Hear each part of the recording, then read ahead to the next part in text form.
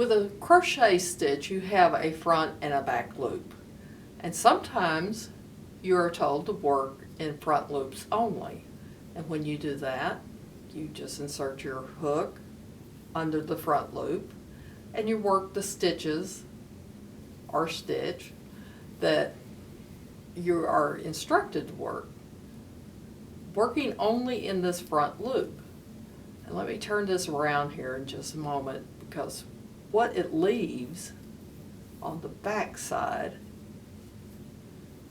is a ridge called the free loops. So when you have worked in the front loops, the back loops remain free and make either a decorative ridge here or something that you later work into. So that's how you work in the front loop only of a stitch, just like that.